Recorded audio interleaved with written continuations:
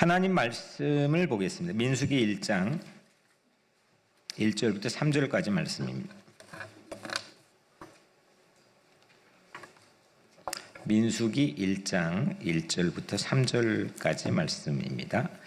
첫 절 제가 읽고 다음 절 여러분들이 읽고 마지막 절 한 목소리로 같이 합독합니다. 이스라엘 자손이 애굽 땅에서 나온 후 둘째 해 둘째 달 첫째 날에 여호와께서 시내 광야 회막에서 모세에게 말씀하여 이르시되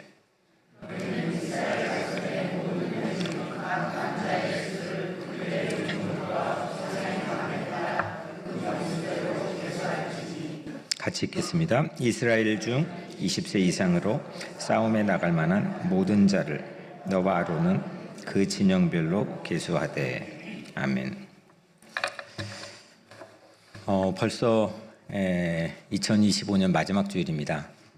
빠르죠? 빠른가요? 다시 오지 않는 시간이겠지만 여하튼 한 해 동안 주의 은혜로 또 여러분들 최선을 다해서 각자의 삶의 자리에서 또 교회에서 섬겨주셔서 격려하고 또 축복하고 또 감사를 드립니다. 올해 첫 주일에 시작하면서 올해 주일 설교는 성경의 맨 앞에 5권의 책인 오경이라고 부르죠. 그 오경에서 각 책마다 5번의 희망 아이디어를 설교하는 목표로 시작했습니다.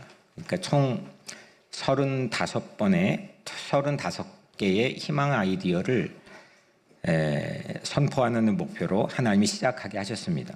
현재까지는 창세기가 7개, 출애굽기는 좀 넘어서 9개, 레위기는 하나 모자란 6개, 그리고 민수기는 오늘 포함해 4개, 총 26번의 희망 아이디어로 하나님은 우리 한 해 우리 마음에 또 이렇게 말씀의 수를 놓아 주셨습니다.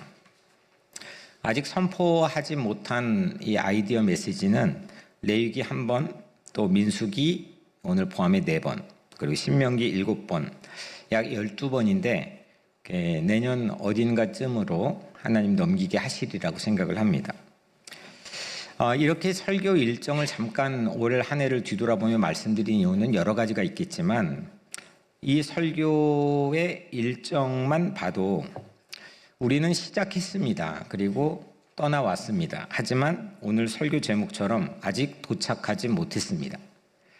이 떠남과 도착 사이 어딘가에, 오늘 설교 제목이 떠남과 도착 사이인데 떠남과 도착 사이 어딘가에 우리는 있는 거죠. 시간적으로 봐도 오늘이라고 하는 올 한 해의 마지막 주일도 그렇습니다. 한 해의 끝, 누가 이렇게 모두가 그냥 그렇게 구분은 해놨지만 모두 각자의 삶이 다양하겠지만 우리는 금방 또 새 시작을 맞이합니다. 비트윈이라고 하는 사이에 우리는 서 있습니다. 언제나 이 떠남과 도착 사이에서 우리 인생이 흘러가는 것 같습니다. 이미 떠났지만 아직 도착하지 못한 채 중간지대를 우리는 걸어갑니다. 이 위치에 맞는 희망 아이디어를 오늘 주께서 우리에게 함께 주기를 좀 기대해 봅니다. 하나님 그 사이 비트윈의 시간을 어떻게 살 건지, 너 어떻게 살래? 그 떠남과 도착 사이에서 어떻게 살래? 라는 그런 물음을 우리에게 하고 있습니다. 그리고 하나님은 우리를 그 자리에 새로운 아이디어로 초대를 하십니다. 떠남의 은혜를 기억하고 또 도착을 향한 삶이 무언가를 배우며 또 그 사이에서 은혜를 살아낸 여정으로 오늘 하나님께서는 우리를 초대하기를 기대해 봅니다. 3가지 대지로 오늘 또 진행을 하려고 합니다. 그러면 첫 번째로 떠남과 도착, 이 둘 중에 어떤 게 더 어려울까요? 여러분들은 어떻습니까? 떠남과 도착, 이 둘 중에 어떤 게 과연 더 어려울까? 우리 각자의 삶은 다양하고 여러분들의 감정은, 반응하는 감정은 다양하기 때문에 다른 대답들이 다 나올 수는 있겠지만 성경 안에서는 그러면 우리에겐 그 떠남과 도착이라는 이 2가지 무게 중에 무엇이 더 어렵게 우리에게 다가오는지를 살펴보려고 합니다. 오늘 우리는 성경의 네 번째 책인 민수기의 가장 첫 장 1절, 2절, 3절을 읽었습니다. 그리고 두 번째 책인 출애굽기가 있습니다. 출애굽기와 민수기는 놀라울 만큼 닮아 있습니다. 이게 어디에 있었지? 읽다 보면 이게 어디에 있었지? 이거 어디서 본 것 같은데? 라고 하는 걸 본능적으로 느끼게 하는 게 이 두 책입니다. 이유는 둘 다 여행 이야기입니다. 그리고 둘 다 이스라엘 백성을 다투기 좋아하고 배은망덕한 그런 모습으로 그려냅니다.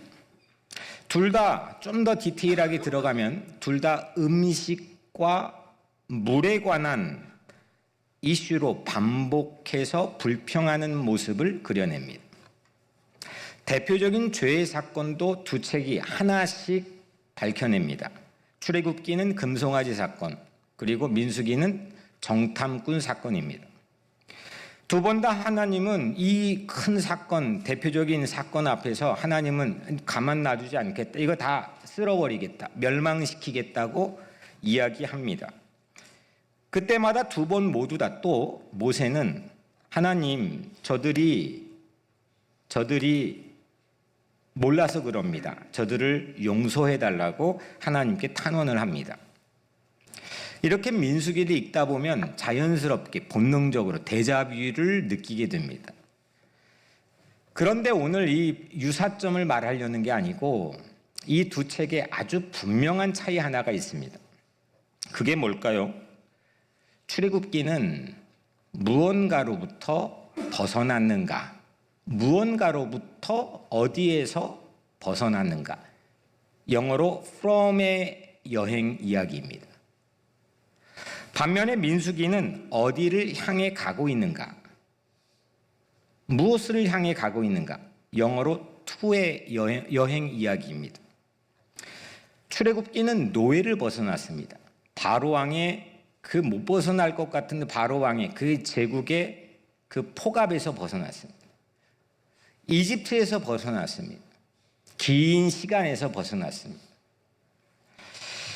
그 떠남을 그리고 있는 게 출애굽기인 반면에 민수기는 약속의 땅에 도착해가는 이야기입니다.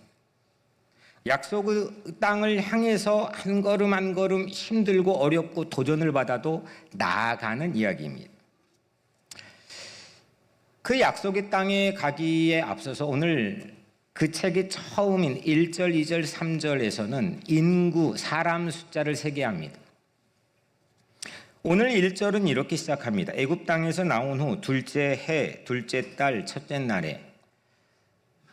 애굽 땅에서 나온 지 몇 년 된 거죠?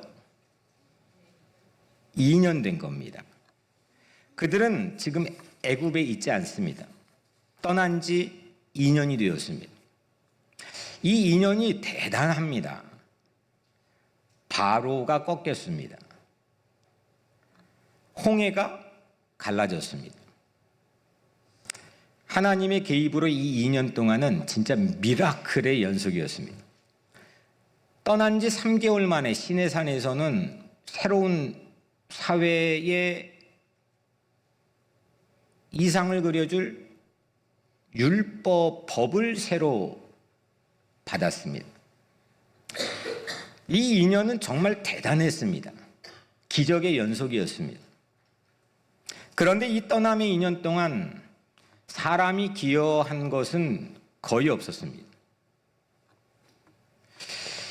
이 정도에서 좀 물어볼 수 있겠죠. 오늘 이 민수기 1장 1절의 지점 자체가 이 2년을 지난 직후인데 이 민수기 1장 1절의 시점에 서 있는 백성의 상황과 마음은 어떠했을까요? 여러분들이 이 1장 1절에 있었다면, 지난 2년을 지나왔다면 여러분들의 마음과 상황은 어떠했겠습니까? 앞으로 전개될 이야기의 흐름은 무엇이라고 기대할 수 있겠습니까? 그들은 하나님이 함께하면 어떤 일이 일어나는지를 몸으로 배운 직후였습니다. 하나님이 함께하면 이게 놀라운 일이 일어나는구나 라는 것을 그들은 몸으로 아주 값비싼 레슨을 받은 직후입니다. 더 두려워할 이유가 없었습니다. 그러면 이 정도에서 다음 질문이 생깁니다. 출애굽기와 민수기 이 두 책 가운데 어느 책이 더 밝고 낙관적이고 희망적일까요? 상식적으로 민수기가 훨씬 더 희망적으로 보여야 되지 않겠습니까? 그런데 현실은 정반대였습니다. 민수기의 분위기는 출애굽기보다 훨씬 더 어둡습니다. 반란은 더 깊어져 갔고 모세조차도 분노와 절망에 휩싸입니다. 모세조차도 우유부단한 모습으로 비춰지기도 합니다. 성경은 이렇게 우리의 직관에 반하는 아주 중요한 진리 하나를 보여줍니다. 어딘가에서 탈출하는 여정은 항상 어딘가를 향해 가는 여정보다 쉽습니다. from이 to보다 쉽습니다. 시작이 사람들은 반이라고들 말합니다. 시작 안 하니까 시작을 격려하기 위한 하나의 이야기겠죠. 물론 50%를 시작하는 걸로 얻는다면 이거는 막대한 이익입니다. 시작 안 하는 게 큰 손해입니다. 이렇게 시작이 반이라고 하지만 그런데 시작 이후의 절반도 여전히 남아 있습니다. 작심삼일이라는 암초뿐만 아니라 갖가지 예상치 못한 암초들이 그 다음에 기다리고 있습니다. 그래서 떠나는 일보다 도착하는 일이 더 어렵습니다. from보다 to가 더 힘이 듭니다. 이게 오늘 민수기 전체가 보여주고 있는 하나의 모습입니다. 우리가 뭔가에 엄청난 도전이나 위기를 받았을 땐 본능이 깨어납니다. 이 위기를 탈출하고 벗어나려는 본능이 깨어나고 아드레날린이 폭발합니다. 도파민이 폭발합니다. 평소에 없던 슈퍼파워들이 우리에겐 나타나는 것을 스스로 보게 됩니다. 그런데 어딘가를 향해 살아간다는 것, 그거는 우리 마음에 두려움도 오고 불안도 오고 염려도 찾아옵니다. 그리고 때로는 무료해지고 반복되는 그 모습에 우리는 매너리즘에 빠지기도 합니다. 그리고 급기야 우리는 목적지를 상실하기도 합니다. 우리는 어딘가를 향해 간다고 하는 것은 낯선 땅에 집을 지어야 될 일이 생기고 또 그 낯선 땅에서 반드시 이방인으로 살아가야 되며 때로는 반복되는 일상에 참고 인내를 감당해야 됩니다. 그래서 출애굽은 기적이었지만 광야는 훈련이었습니다. 떠남은 하나님의 손에 맡겨진 사건이었지만 그 이후의 발걸음은 우리의 믿음으로 감당해야 합니다. 이거를 바울은 로마서에서도 그렇고 이후에 자기의 신학을 정리하면서 구원과 성화로 나누기도 했습니다. 하나님은 백성을 2년 만에 급히 옮기셨지만 떠나게 하셨지만 성급하게 목적지에 도착하게 하시지는 않았습니다. 그거는 성경을 통해서 우리가 확인할 수 있는 팩트입니다. 그럼에도 불구하고 앞으로 내딛기를 축복합니다. 과거에 매이지 말고 한 걸음 앞으로 내딛으십시오. 오늘 포기하지 않고 도착을 향해 나가십시오. 오늘 멈출 것인지 아니면 걸어갈 것인지 결단하십시오. 하나님이 이미 시작하신 그 길 위에 지금 여러분들의 발을 올려놓으십시오. 두 번째로 도착지를 꿈꾸십시오. 이렇게 우리는 도착은 떠남보다 어렵다는 것을 생각해 봤습니다. 그러면 도착하기 위해서는 우리에게 추가로 요청되는 것들이 있습니다. 그 중에 중요한 것은 우리의 상상력입니다. 그리고 의지력입니다. 아직 오지 않는 미래를 상상할 수 있는 게 꺾이면, 그게 사라져버리면 우리는 도착지에 도달하기가 매우 난망해집니다. 우리에게 다가오는 상황에서 반복, 무료한 반복을 참아야 우리는 도착지를 또 상상할 수가 있습니다. 좋은 예가, 성경의 좋은 예가 아브라함과 데라의 예입니다. 데라는 아브라함의 아버지죠. 그러니까 아브라함은 데라의 아들인 거죠. 창세기 11장 31절에 이렇게 쓰여 있습니다. 데라가 우르를 떠나 가나안 땅으로 가고자 하더니 하란에 이르러 거기 거류하였으며, 데라는 우르를 떠나는 여행에 충분한 의지력이 있었습니다. 대단한 의지력입니다. 자기의 가족들, 자기의 식솔들, 모든 것들 다 다른 것들 내려놓고 거기를 떠났습니다. 새로운 여행에 대한 대단한 의지력입니다. 그런데 가나안까지 향하는 건 달랐습니다. 하란에서 멈췄습니다. 하란은 공교롭게도 출발지와 도착지의 절반 정도 되는 지점입니다. 이렇게 밑에서 쭉 올라왔다가 쭉 내려가는데 그 꼭지점 정도가 하란입니다. 데라는 떠날 수는 있었지만 끝까지 갈 믿음은 약간 부족했습니다. 그래서 그는 하란에 머물렀습니다. 그리고 목적지인 가나안에 이르지 못했습니다. 도착은 아브라함에게 넘어갔습니다. 아브라함의 몫이었습니다. 창세기 12장 5절 그 바로 뒤에 보면 아브라함이 가나안 땅으로 가려고 떠나서 마침내 가나안 땅에 들어갔더라. 아브라함의 나이가 75세였을 때였습니다. 아브라함이 175세를 살았으니까 오늘 우리로 치면 대략 한 45 정도 됩니다. 그때 아브라함은 아버지가 멈췄던 거류하기로 정착하기로 작정했던 그 하란에서 떠났습니다. 다시 목적지인 가나안을 향해 갔습니다. 이렇게 데라에게 떠나는 힘은 있었지만 도착하는 여력은 데라에게 부족했습니다. 그래서 목적지가 중요합니다. 오늘 2절에는 이런 말씀이 기록되어 있습니다. 계수할지니. 계수할지니 어떤 뜻일까요? 카운트한다는 거죠. 영어로는 센서스입니다. 인구를 조사한다는 겁니다. 사람 숫자를 세게 하신 것은, 하나님께서 사람 숫자를 세게 하신 것은 이 땅에서 제국이나 아니면 국가나 정부에서 하는 것과는 다른 목적입니다. 목적지로 나가는데 매우 결정적인 준비가 사람 숫자를 세는 겁니다. 사람을 챙긴다는 건 그 어떤 것보다 목적지를 향한 가장 본질이기 때문입니다. 그런 목적지는 현재를 견디게 합니다. 그런 목적지는 반복의 의미를 부여합니다. 그런 목적지는 포기를 선택지에서 지워냅니다. 목적이 있습니까? 여러분들의 목적은 무엇입니까? 가장 중요한 일은 그래서 저는 꿈꾸는 일이라고 생각합니다.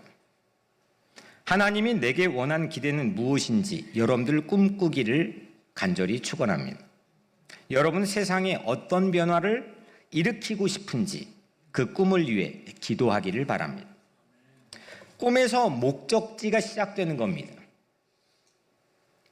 꿈을 꿀 때 이미 그 꿈 안에 있는 상상의 지도에서 목적지는 설정되는 겁니다. 꿈을 꿔야 됩니다. 꿈은 광야에서 미래를 향하는 나침판 역할을 했습니다. 여러분들의 꿈은 무엇입니까? 여러분들의 목적은 무엇입니까? 출발하고 떠났다는 사실 자체로 50%를 획득했다는 자체로 만족하고 있습니까? 아직 오지 않는 것을 바라보고 그것을 향해서 걷는 힘, 그것이 꿈에서 나옵니다. 많은 사람들이 그 꿈을 통해서 새로운 생각을, 새로운 세상을 향해서 뻗었습니다. 꿈꾸지 못한다면 오늘의 음식의 이슈, 오늘의 물의 이슈, 오늘의 세상에 흘러가는 이슈에 파묻히게 됩니다. 약속의 땅을 잊어버립니다. 물론 우리는 살아가면서 예상치 못한 일을 피할 수가 없습니다. 잘못된 길로도 들어섭니다. 그릇 뺀 결정도 다반사입니다. 아차할 때도 많습니다. 차질도 빚어집니다. 실패도 반복합니다. 그러나 그 어떤 상황에서도 어디로 가고자 하는 목표를 안다면 우리는 반드시 다시 정상 궤도에 오를 것입니다. 목적지를 꿈꾸는 것이 그래서 중요합니다. 올 4월이었습니다. 우리 교단 프로그램인 크레도라고 하는 프로그램을 저 남쪽 알라바마 주에 참여를 했었습니다. 이른 아침에 한 목사님이 제게 5K 조깅을 하자고 제안했습니다. 그때 저는 5K가 뭔지 무슨 이름인지도 전혀 몰랐습니다. 아침에 좀 나가기도 피곤하고 그래서 거절할까도 생각했지만 그래도 제가 거절을 잘 못해서 그냥 따라갔습니다. 근데 너무 잘 달리는 거였습니다. 그분이. 제가 말고. 저는 반환점은 안 돌았기 때문에 maybe 한 2km도 안 되는 지점에서 주저앉았습니다. 숨을 헐떡거리고 죽을 것 같았습니다. 그리고 나서 잊어버렸습니다. 그리고 7월의 뜨거운 여름, 말씀 설교했던 것처럼 1분부터 달렸습니다. 그리고 10월 25일 10K 마라톤을 완주했다는 쾌거를 여러분들에게 전해드렸습니다. 10K 마라톤 후에 2달이 정확히 지났습니다. 그 2달 동안 아주 조금씩 거리를 늘렸습니다. 이제 5K를 더해서 10K에서 5K를 더하면 15K죠. 15km를 쉬지 않고 달릴 수 있게 되었습니다. 특별한 재능이 제게 있던 게 아닙니다. 4월이 그 증거입니다. 저는 죽을 것 같았습니다. 그러나 지난 한 달 총 제가 달렸던 거리가 무려 180km입니다. 180km를 한꺼번에 달린다면 누구도 엄두 못 냅니다. 그런데 하루에 15K씩 달리면 한 달이면 180K가 됩니다. 아무것도 안 했으면 nothing happening, 아무것도 일어나지 않습니다. 이 모든 과정은 한 가지 이유 때문입니다. 목적 덕분입니다. 수술한 직후에 이 대장을 절반 떼어냈기 때문에 저도 모르게 이 체력적으로 뭔가를 뒷받침하는 게 한계를 처음으로 절감을 그 뒤로 했습니다. 아, 이러면은 내가 성도들에게 줄 모든 것들의 한계에 부딪히겠구나. 그게 목적 중에 중요한 목적이었습니다. 이런 목적지는 현재를 견디게 만들어줍니다. 반복을 즐겁게도 만들어줍니다. 그 반복에 의미도 부여합니다. 포기를 선택지에서 지워주기도 합니다. 민수기의 오늘 여정이 바로 그렇습니다. 광야의 하루하루는 목적지가 있을 때 광야의 길이 됩니다. 길이 있어서 그 길을 걷는 게 아니라 광야에서 그 목적지가 있을 때 그들이 걸었던 게 길이 됩니다. 그래서 그 도착지를 꿈꿔야 됩니다. 도착지를 꿈꾼다는 것은 우리의 삶을 그 이외의 사이드 이펙트로 우리의 삶을 변화시킨 놀라운 희망 아이디어입니다. 지금 여러분들에게도 결단이 있기를 바랍니다. 하란에 머물 건지 가나안으로 걸어갈 것인지 우리는 선택해야 됩니다. 데라가 될 것인지 아브라함이 될 것인지. 목적지는 저절로 가만히 있으면 다가오지 않습니다. 오늘 우리의 옷깃을 여미고 다시 방향을 정하고 끝까지 여러분들에게 주어진 이 경주를 달려가겠다는 믿음으로 여러분들 각자의 다양한 삶의 자리에 한 걸음을 내딛기를 주의 이름으로 축복합니다. 세 번째, 마지막으로 우리는 그 비투인 떠남과 도착 사이, 그 사이를 무엇로 살 것인지입니다. 출애굽과 가나안 사이입니다. 떠남과 도착 사이입니다. 우리는 그 사이에서 걸어가는 사람들입니다. 아마 우리는 끝까지 그럴지도 모릅니다. 오늘 1절에 이렇게 기록되어 있습니다. 시내 광야 회막에서 시내반도의 광야입니다. 거기에 그들이 지었던 회막 안에서입니다. 이 위치도 공교롭게도 출발지인 이집트와 도착지인 가나안의 중간 정도 됩니다. 아까 하란에 위치한 거꾸로의 삼각형입니다. 출발했는데 아래로 내려가서 시내산이 있는 시내광야 근처에서 도착지인 위에 약속의 땅으로 가는 여정입니다. 그들은 그 꼭지점에 있는 겁니다. 거기는 이집트도 아닙니다. 그렇다고 가나안도 아닌 비투인 사이입니다. 그 사이를 사는 방식이 무엇이어야 할까요? 그 사이를 사는 방식은 은혜를 사는 삶입니다. 부활 후에 예수님께서 엠마오를 향해 걸어가던 두 제자에게 찾아왔습니다. 그런데 두 제자는 3년 동안 그렇게 같이 다녔고 같이 자고 먹고 같이 생활을 함께 공유했는데도 그분이 예수인지를 몰라봤습니다. 그들은 이 두 제자는 예루살렘을 떠나서 집으로 돌아오는 길 위에 있었습니다. 그들의 마음엔 예수의 죽음으로 모든 기대가 무너졌습니다. 모든 희망이 상실되었습니다. 낙심 정도가 아닙니다. 죽을 것 같았을지도 모릅니다. 목적지가 사라졌습니다. 존재가 사라지니, 그들이 바라봤던 스승의 존재가 사라지니 모든 목적이 상실되었습니다. 그런데 예수님은 그들 곁에서 함께 걸어주셨습니다. 오늘 이 시간처럼 그들에게 말씀을 풀어주었고 떡을 떼어 주는 순간에야 두 제자는 자신들이 은혜의 동행 속에 있었다는 것을 눈이 밝아져 깨닫게 됩니다. 목적지를 잃었다고 느끼는 그 사이의 길에서도 예수님은 그들과 함께 걷고 계셨습니다. 우리들도 마찬가지입니다. 우리들도 그렇게 목적을 상실할 때가 있습니다. 죽을 것 같을 때가 있습니다. 더 이상 걷지 못할 때가 있습니다. 패배주의에 휩싸여 있을 때도 있습니다. 길을 잘못 들어설 때도 있습니다. 하지만 그때조차도 어떤 사람이 아니라, 어떤 사건이나 환경이 아니라, 어떤 사회적 상황의 변화에 대한 근거가 아니라 예수가 내 옆에 함께 동행하시는 줄로 믿습니다. 그게 동행의 은혜입니다. 우리는 엠마오를 향해 걸어가는 두 제자처럼 그 동행의 은혜로만 목적지를 향해 갈 수가 있습니다.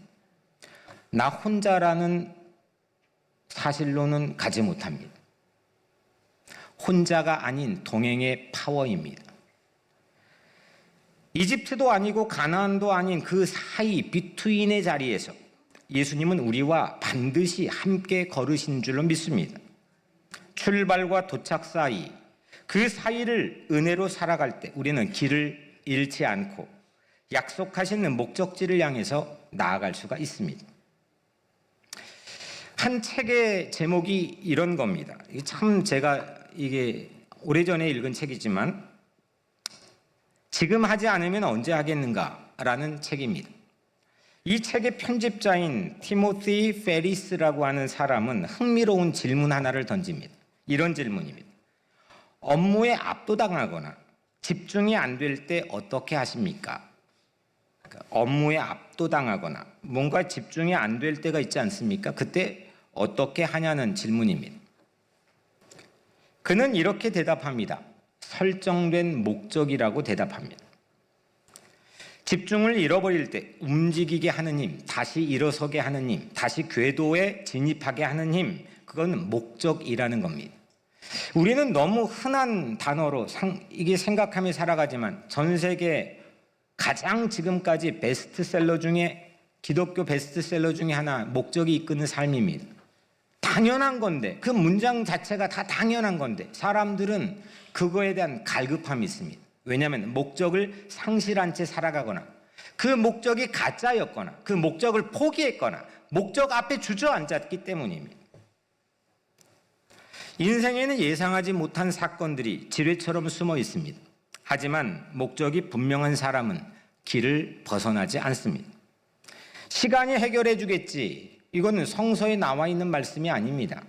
물론 어느 정도는 맞는 이야기의 반복으로 우리에게 체득되어 있을 수는 있겠지만 시간이 해결해 준다는 것이 아니라 하나님 앞에서 붙들려 있는 목적이 우리를 도착하게 한다는 것이 진리인 줄로 저는 믿습니다. 출애굽이 은혜의 출발이라고 한다면 민수기의 과정은 그 은혜를 어떻게 살아낼 것인지를 배우는 시간입니다. 우리는 올해 희년 교회 창립 50주년을 맞아 희년을 통해서 주의 은혜 해를 선포했습니다. 은혜를 선포한 해였습니다. 이제는 그 은혜를 살아야 합니다. 그래서 내년 비전은 은혜를 살다입니다. 문법적으로는, 국문법적으로는 보통 은혜로 살다가 자연스럽습니다. 다 그렇게 은혜로 살다고 얘기합니다. 살다의 목적어, 은혜를 목적으로 사용하지 않습니다. 하지만 의도적으로 문법을 파괴해서 은혜를 살다로 했습니다. 은혜를 단지 배경으로 두는 삶이 아니라 은혜 그 자체를 선택하고 누리고 붙들고 살아가겠다는 적극적인 고백이 은혜를 살다입니다. 떠남과 도착, 이 사이에서 우리는 은혜를 살아야 합니다. 은혜 없이 우리는 목적지에 도달하기가 어렵습니다. 이스라엘 백성은 여정 중에 실수를 저질렀습니다. 현재, 음식, 물이라는 이슈에 집중하다 미래의 약속을 잊어버렸습니다. 꿈을 꾸지 못했습니다. 꿈꾸는 걸 중단했습니다. 이유는 단 하나, 은혜를 잊었기 때문입니다. 체력이 떨어져서도 아닙니다. 먹을 게 없어서도 아닙니다. 아파서도 아닙니다. 그 어떤 이유도 핑계도 변명도 거기에 성서는 제공하지 않습니다. 은혜를 잊었기 때문입니다.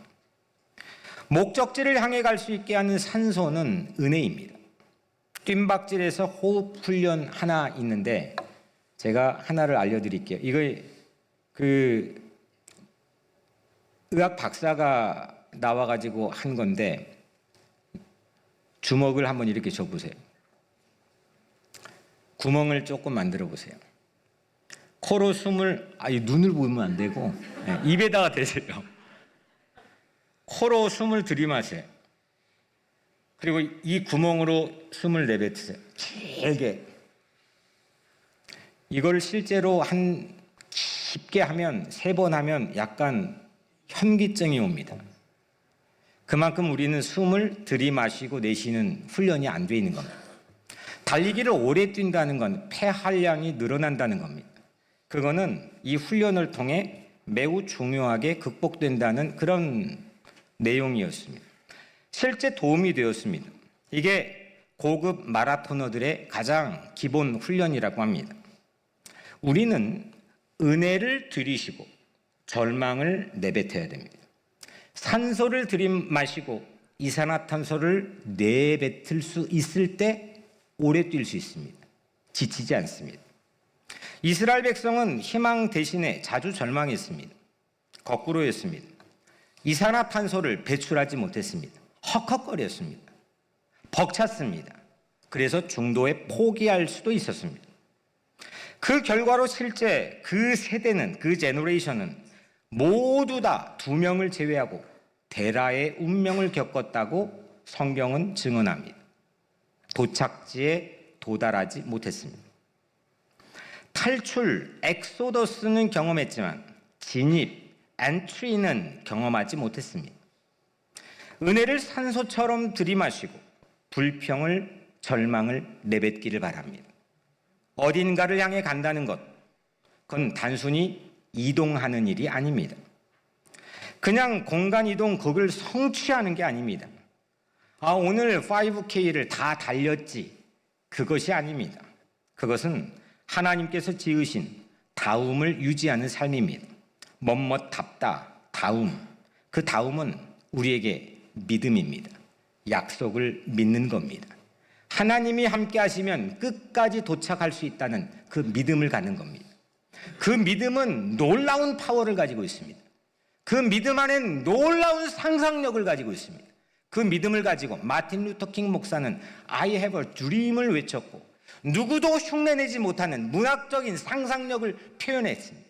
자기의 손과 발이 그 상상에 따라 움직였습니다. 그리고 현실이 이루어졌습니다. 저는 그걸 믿습니다. 성경은 그걸 우리에게 증언합니다. 한 발이라도 내딛어 보십시오.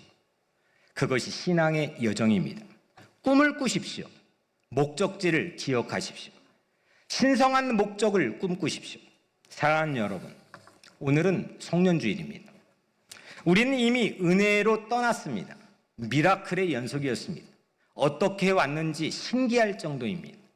하지만 아직 도착하지 않는 채 그 사이 어딘가에 우리는 한편 서 있습니다. 떠남은 하나님의 선물이었고 도착은 그 은혜로 호흡해야 걸어갈 수 있는 여정입니다. 그 비투인 사이의 삶은 은혜로만 살아내는 여정인 줄로 믿습니다. 하나님께서 우리를 막연한 중간지대, 우연히 던져진 주사위의 인생처럼 그렇게 내버려 두지 않는다고 저는 확신합니다. 출애굽 후의 광야에서, 그 허벌판 막막한 광야에서 하나님은 목적지를 잊지 않도록 백성을 부르시고 준비시켰습니다. 오늘 우리도 그 부르심 앞에 서 있습니다. 그러므로 목적지를 기억하십시오. 이거는 목적지를 기억한다는 건 우리의 삶을 변화시켜주는 놀라운 희망 아이디어입니다. 목적지를 기억하십시오. 꿈을 꾸십시오. 은혜로 시작된 이 길에서 한 걸음 내디디며 은혜로 사십시오.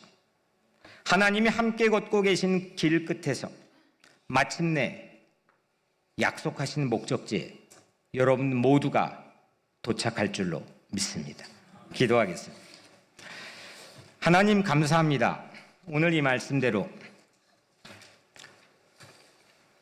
목적지를 기억하고 그 목적지를 꿈꾸며 그 목적지를 상상하고 그 목적지에 부여된 반복되는 지루한 일상에도 즐겁고 기뻐하고 기도하며 감사하고 걸어갈 수 있도록 우리를 이끄소서. 예수님의 이름으로 기도드립니다. 아멘. 다 함께 일어나겠습니다. 우리 올해 마지막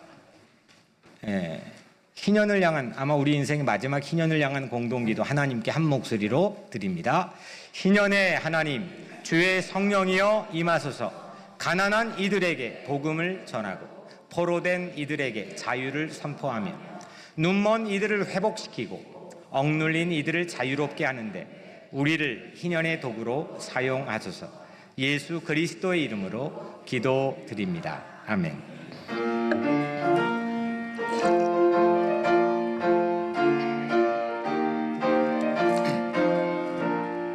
전성을 향해 가는 성도들아, 앞길의 장애를 두려워 말라.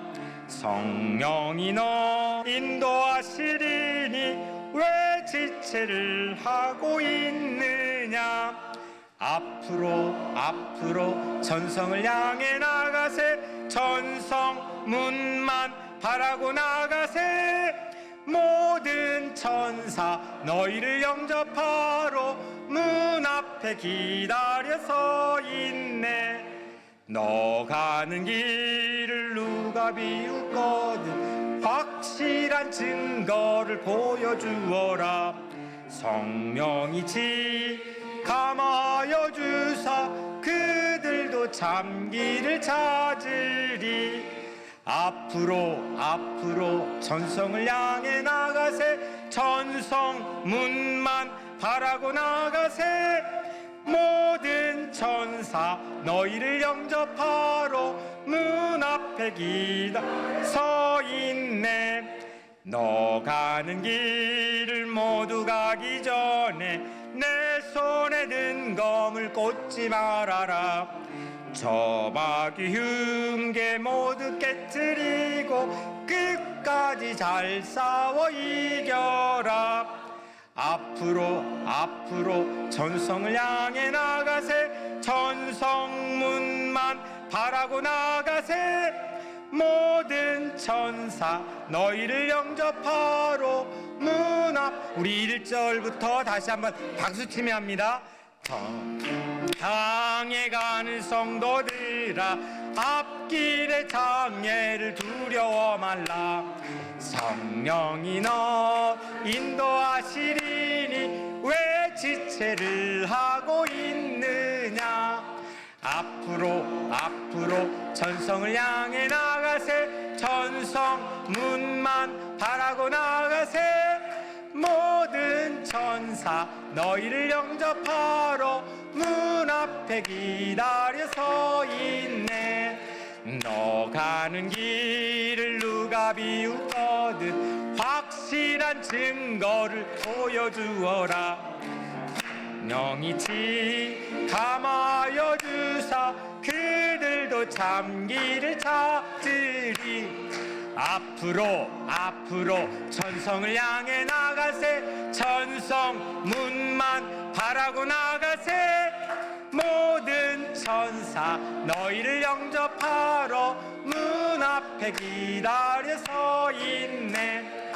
너 가는 길을 모두 가기 전에 내 손에 든 검 꽂지 말아라. 저마귀 흉계 모두 깨트리고 끝까지 잘 싸워 이겨라. 앞으로 전성을 향해 나가세. 전성 문만 바라고 나가세. 모든 천사 너희를 영접하러 문 앞에 기다려서 있네. 주님이 그대 앞에 계셔서 그대에게 주어진 목적을 꿈꾸고 상상하는 은혜의 놀라운 길 보여주시길 바랍니다. 주님이 그대 곁에 계셔서 그대를 팔로 껴안아 지켜주시기를 바랍니다. 주님이 그대 뒤에 계셔서 못된 사람들의 흉계에서 그대를 보존하시기를 바랍니다. 주님이 그대 아래에 계셔서 그대가 떨어지면 받아주시고 덫에서 끄집어 내시기를 바랍니다. 주님이 그대 속 안에 계셔서 그대가 슬퍼 울 때에 그대를 어루만져 위로하시기를 바랍니다. 주님이 그대 둘레에 계셔서 남들이 그대를 덮칠 때 막아주시기를 바랍니다. 주님이 그대 위에 계셔서 그대에게 복 주시기를 바랍니다. 주 예수 그리스도의 은혜가 우리를 다시 떠나게 하시고 하나님의 사랑이 우리로 하여금 목적지를 잊지 않게 하시며 성령의 사귐이 떠남과 도착 사이의 걸음마다 동행하여 주시기를 간절히 원하는 모든 예배자들에게 이미 은혜로 시작된 이 길에서 오늘 또 한 걸음 한 걸음 내디디며 그 은혜를 살아가게 하시고 마침내 하나님이 약속하신 목적지에 이르게 하시기를 영원히 간절히 축원하옵나이다. 아멘.